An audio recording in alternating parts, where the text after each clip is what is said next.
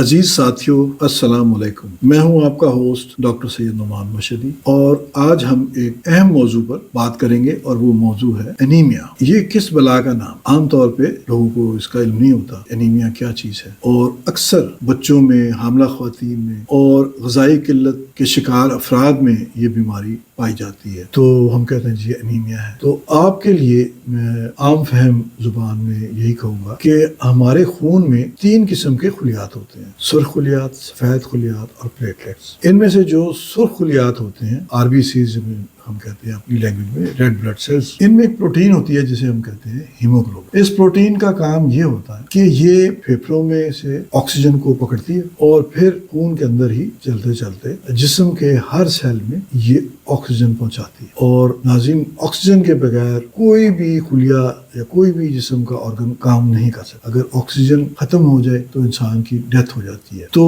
जब हमारे जिस्म में ये सुर्ख खुलिया कम हो जाते हैं तो इस कंडीशन को हम एनीमिया कहते हैं। इस मरीज को एनीमिया हो गया है और नॉर्मली ये करीबन 14 के अराउंड इसकी नॉर्मल मिकदार होती है, लेकिन जब ये कम हो जाती है तो उसका मतलब यही होता है कि ऑक्सीजन पूरी तरह से मुख्तलिफ सेल्स को नहीं पहुंच रही। तो फिर मरीज में क्या होगा? कमजोरी होगी क्योंकि ऑक्सीजन पूरी नहीं आ रही, थकन होगी, चक्कर आएंगे, जिस्म में दर्द रहेगा। तो इसलिए हम यही कहेंगे कि ये एनीमिक है और इसका इलाज होना चाहिए। नाज़रीन, अब मैं आपको ये समझाने की कोशिश करूंगा आसान अल्फाज में कि एनीमिया किन वजूहात की बिना। तो पहली अहम वजह यह है कि आयरन की कमी हो, क्योंकि आयरन के बगैर जो है ऑक्सीजन नहीं चल सकता। तो आयरन की कमी कैसे हो सकती है? फर्ज कर लें कि ग़िज़ाई किल्लत है, कोई बंदा बदकिस्मती से इतना गरीब है कि वो मुनासिब ग़िज़ा नहीं खा सकता, तो फिर उसकी खुराक में आयरन की कमी हो जाएगी तो उसमें खून नहीं बनेगा। उसके बाद अगर कोई बंदा बार बार खून दे रहा है, जल्दी जल्दी खून दे रहा है, हर 1-2 माह के बाद खून दे देता है, तो उसके अंदर भी आयरन की कमी हो जाएगी। इसी तरह अगर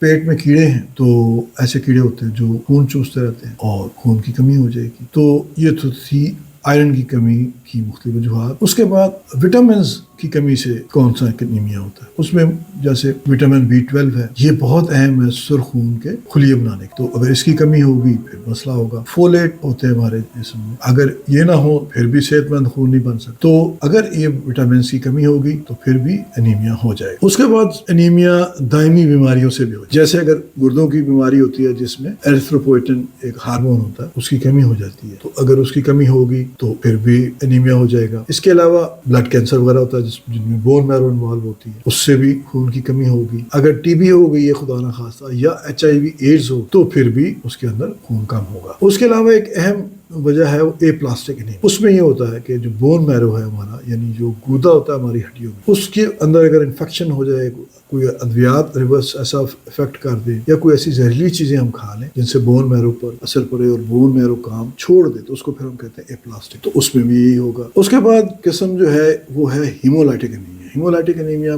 क्या होता है कि सुर्ख खून के खुलिये बनते तो हैं लेकिन वो जल्दी जल्दी जो है वो तबाह हो जाता है, और ये ऐसा जो है बाज ऑटो इम्यून बीमारियों से होता है या इन्फेक्शंस की वजह से होता है। उसके बाद last but not the least एक सिकल सेल एनीमिया, एक जीनियाती बीमारी है जिसमें जो खून के खुलिये हैं उनकी शक्ल जो है वो गैर मामूली हो जाती है और उसकी वजह से भी वो तबाह हो जाते हैं और जिस्म में खून की कमी हो जाती है। तो नाज़रीन, ये थी वजूहात एनीमिया के होने की। अब मैं आपको ये बताऊंगा कि एनीमिया की इलामात क्या होती है। यानी अगर ये इलामात आप देखें किसी औरत में, किसी बच्चे में, तो फौरन आपको किसी क्वालिफाइड डॉक्टर से रब्ता करना चाहिए और इसका इलाज कराना चाहिए और चेकअप कराना चाहिए। अब उसमें सर फहरिस्त क्या है कि मरीज थक जाएगा, कमजोर होगा, ज्यादा चल फिर नहीं सकेगा, होंठ और जिल्द जो है वो सर्दी माइल हो जाएगी, थोड़ा सा चलेगा सांस चढ़ जाएगा, चक्कर आने लग जाएंगे, थोड़ा सा चलेगा सर में दर्द रहेगा हर वक्त, हाथ और पाँव जो है वो ठंडे हो जाएंगे, दिल की धड़कन जो है वो बेतरतीब हो जाएगी, कभी तेज हो जाएगी, कभी आहिस्ता हो जाएगी, और नाखून जो है ये टूटने लग जाएंगे, बाल ज्यादा गिरने लग जाएंगे। तो नाज़रीन, अगर ये इलामात नजर आए किसी में भी तो फिर आपको सस्पेक्ट करना चाहिए कि हो सकता है कि इस मरीज में एनीमिया हो गया हो। तो फिर आपको फौरन डॉक्टर से रब्ता कायम करना चाहिए ताकि वो मुख्तलिफ टेस्ट करके आपको फिर बताएगा कि एनीमिया है या नहीं है। नाज़रीन, अब मैं आपको ये बताऊंगा कि इसकी बुनियादी वजूहात क्या होती हैं एनीमिया को होने की और उसका कैसे इलाज किया जाता है। तो सबसे पहले तो हमें ये देखना है, पहले ये डायग्नोज करना है कि बुनियादी वजह क्या है। जो मैंने आपको बहुत सारी वजूहात बताई हैं, अगर वो वजूहात मौजूद है तो फिर आप समझने के मामलात हैं। जैसे अगर आयरन की कमी है तो फिर आयरन सप्लीमेंट्स हम देंगे, अगर विटामिन B12 की कमी है तो विटामिन B12 देंगे, इंजेक्शन भी दे सकते हैं, गोलियां भी दे सकते हैं।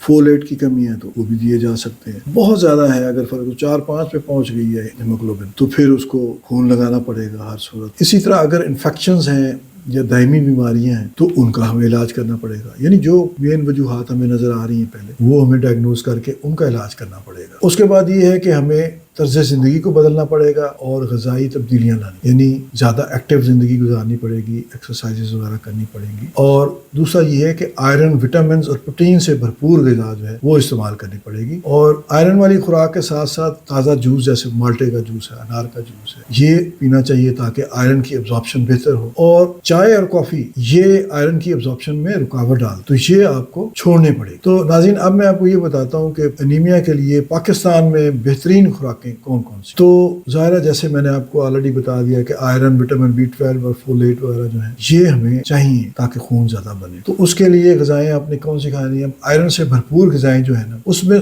سرخ گوشت آ جاتا ہے، اس میں مٹن بھی ہے، اس میں بیف بھی ہے، اس میں کلیجی بھی ہے. یہ جو ہے ان سے ہمیں جسم میں آسانی سے جذب ہونے والا آئرن جو ہے وہ مل جاتا ہے. پھر مختلف قسم کی مچھلیاں جو ہیں وہ ہمیں کھانی چاہیے، ان سے ہمیں آئرن بھی ملتا ہے، اومیگا 3 بھی ملتا ہے. پھر چکن اور انڈے کی زردی جو ہے یہ بھی بہت زیادہ انڈے کا ایک ذریعہ ہے. پالک اور سرسوں کا ساگ یہ سبزیوں میں بہترین سورس ہے آئرن کا. میتھی ہے، دھنیا ہے، ان میں بھی آئرن کی مقدار بہت زیادہ ہوتی ہے. مختلف دالیں جو ہیں، مسور کی دال، چنے کی دال، لوبیا، کالا چنا، ان سب میں پروٹینز بھی ہوتی ہیں اور آئرن بھی ہوتی ہیں، زیادہ ہوتے ہیں. پھر ڈرائی فروٹس آ گئے، بادام، اخروٹ ہو گیا، مونگ پھلی ہو، مختلف قسم کے بیج ہیں جیسے کدو کے بیج ہیں، تل ہیں، یہ سارے آئرن بڑھانے میں بڑا اہم رول ادا کرتے ہیں. اور پھر گندم، باجرہ اور جوار وغیرہ کی روٹیاں جو مکمل اناج ہیں ان سے بھی آئرن اور فائبر ہمیں مل سکتا ہے. پھر وٹامن C سے بھرپور غذائیں ہمیں چاہیے تاکہ آئرن زیادہ جذب ہو. اس میں یہی ہے کہ مالٹا، کنو، لیمو، چکوترا یہ سارے ہمیں استعمال کرنے چاہیے. ٹماٹر اور شملہ مرچ یہ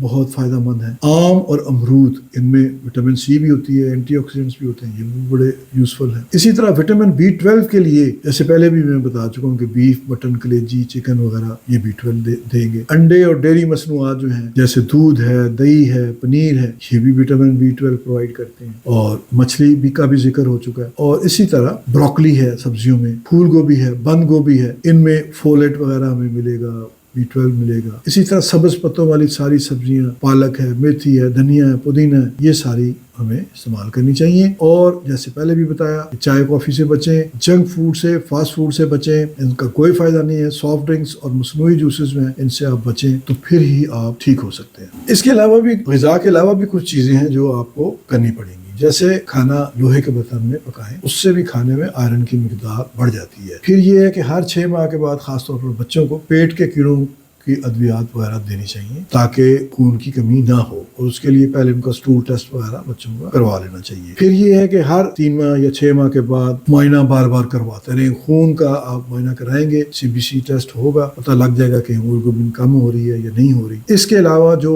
حاملہ خواتین ہیں ان میں آئرن سپلیمنٹس ضرور ان کو استعمال کرتے رہنا چاہیے. تو ناظرین آج کی اس ویڈیو سے میرا خیال ہے کہ آپ کو سمجھ آ گئی ہوگی کہ انیمیا ایک بڑا سنگین مسئلہ ہے، کافی عام ہے، اور اس کو روکنے کے لیے ہمیں بہت ساری غذائیں کھانی چاہیے اور بہت ساری غذائیں چھوڑ دینی چاہیے. اور غذائیت سے بھرپور وہ ساری غذائیں جو میں نے آپ کو بتائی ہیں اگر وہ آپ استعمال کریں گے تو قدرتی طور پر ادویات کے علاوہ آپ کا انیمیا اگر بہت زیادہ نہیں ہے تو وہ ٹھیک ہو سکتا ہے. اگر آپ کو یہ ویڈیو پسند آئی ہے تو براہ کرم آپ ہمارے چینل کو سبسکرائب کریں، ویڈیو کو لائک کریں، شیئر کریں، کامنٹ کریں. اگر آپ کو کوئی سوالات ہیں اس سلسلے میں تو آپ مجھ سے پوچھ سکتے ہیں، میں انشاءاللہ ان کے جوابات دوں گا. ملتے ہیں اگلی ویڈیو میں. خدا حافظ.